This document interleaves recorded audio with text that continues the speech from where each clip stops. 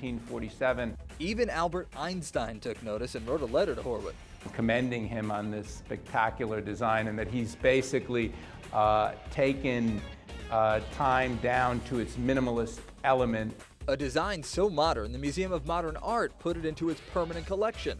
But over the years, times changed, and the company changed hands. In 1983, Ephraim Grinberg's dad, Gedalio, a Cuban immigrant, bought the company and decided to bring back the museum watch.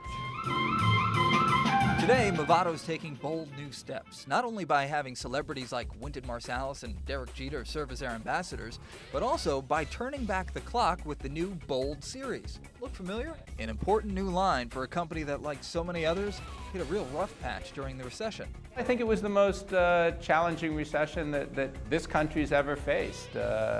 And the same for our company. Movato closed all but one of its 31 boutique stores to instead focus on selling their brands, including ESQ by Movato, to department stores and jewelers. We took the necessary actions to make sure that we'll thrive into the future. Bottom line, there's a time and a place for everything. For Movato, the time is now, and the place to be is right here in New Jersey. Well, the time crunch aside, Movato isn't the only Jersey company with a long and rich history here. This next company has been bringing bold new color to our lives for generations. What is your favorite color? The colors are like my children. I have no favorite. All 3,000 are my favorites. That's Dennis Abrams, CEO of the most colorful company there is, Benjamin Moore, which has not one, but 4 sprawling sites in New Jersey alone. We'll begin with a little history lesson at their headquarters in Montvale. Benjamin Moore actually was an Irish immigrant who came to the States and started a paint company in 1883. 128 years and thousands of colors later, they're still going strong. First in Brooklyn, then Carteret, and Newark, where they've been making paint since 1925. 10.78 is our target fill weight. Larry Bowden's the plant manager in Newark. It's got to be perfect. So every 1,000 gallons, they check it before they cap it. Next stop on this paint can coaster, labeling, and finally, shipping. Standing in here is kind of like listening to a symphony. Every different piece of the puzzle is working together with one goal, and that's to put out 50,000 gallons of paint a day, 1 million a month, and 12 million a year. About 30 miles away from where they make the paint, this is where they watch the paint dry, believe it or not. This is the Benjamin Moore Test Farm in Flanders. It's where they see how the paint stands up to the elements. We compare them to our competition, compare them to paints from all over the world, and to make sure that our paints are nothing but the best. Paint making was and still is somewhat of an art. And there's a lot of science involved in it. And that requires a very skilled workforce. And that's why we're in New Jersey. Paint sales were down 30% during the recession, and paint sales are tied to home sales, so it would stand to reason that if and when the housing market finally does improve, that would bode well for the paint industry. There's still more to come here on Jersey Inc. Up next, we go deep into Hawthorne for a look at a company that's making a name for itself in the big leagues.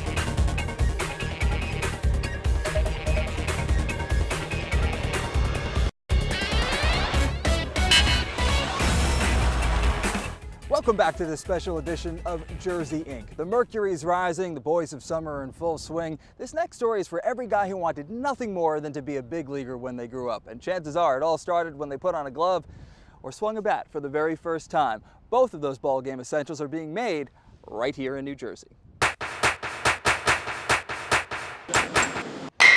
Hawthorne, New Jersey, home base for Academa, a sporting goods company started in 1997 to build a better glove. With input from greats like Carl Yastrzemski, Ozzie Smith, and Gary Carter, they've caught more than a break. They've caught on with dozens of big leaguers. Highlighted by Manny Ramirez, Shane Victorino, we got Bobby Jenks on the Boston Red Sox. Chris Totten is a former minor league pitcher and Academa's VP. You've got companies like Spalding and Rawlings. How do you guys compete? It's, you know, we're kind of a niche company. We've created a brand over the last 10, 12 years. We've got a nice, strong following. But just like building a brand, building a glove takes time. About 3 hours to make each one. This is how a glove is born. From the guts, to the palm, to the finger stalls, it all leads up to this. This is a big monster. If you can't miss anything with this glove. And if you do, you might want to contemplate not playing the game. I think even I could catch a ball with a glove this size. Mitt making isn't all they do here. They also carve out 30,000 bats a year. We use northern white ash, and we use a maple, a rock hard maple. A quick spin on the lathe. Then they sand it down, cup the end, and go for a dip, either in paint or poly. That's a good one. And this New Jersey is a finished bat. Good wood from a bunch of homegrown guys. We're Jersey guys. You know, we're tough people, and we're going to keep growing the company until we can't grow it anymore. After a long game, nothing hits the spot like a nice cold one. Not beer, but another fan favorite, chocolate milk. It's the sweetest way we could think of to put the wraps on this week's show. Want to know what it is? It's Bosco. You know, the chocolate syrup. Want to know another secret? It's been made in New Jersey for decades, right here in Towako, where they can make thousands of gallons at a time. I love that stuff. I pour it in milk. It's my favorite drink. Join the club, George. We'll get back to how it's made in a moment, but first, let's bring you back, because Bosco has been bringing smiles to faces young and old since 1928, including this face. I was a flop.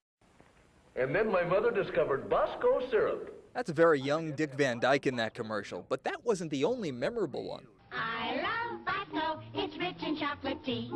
Chocolate flavored Bosco is mighty good for me. Apparently, even Alfred Hitchcock was a fan. Let me show you why. In the classic black and white movie Psycho, Hitchcock used Bosco as blood. Of course, what's really crazy is wasting all that chocolate. Not to worry, though. They can always make more. So here's chocolate syrup being made right here. Key ingredient, a whole lot of high-quality cocoa. We pour bags of cocoa powder into what's called liquefier. But it's only released once it's tested and tasted here in the lab. Maybe it's just me being a chocolate lover, but this has got to be a fun job. It's an excellent job. I've been doing it over 30 years. After Frank gives it the okay, it's time to bottle up all that chocolatey goodness. First, they're filled. Then, capped. Labeled. And boxed. And that's where I got to have a little fun. All right, I kind of feel like Lucy in the chocolate factory right now. How many have to go in each box?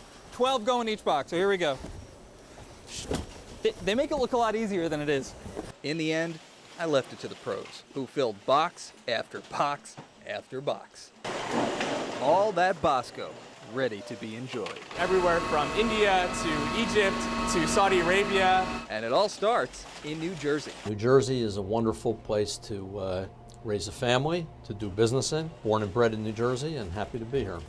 And it doesn't get any sweeter than that. And that's going to do it for this week's special Jersey Inc. We hope you enjoyed meeting some of your neighbors, some of the brand names, the companies that call New Jersey home. Until next time, I'm Eric Lanscrow.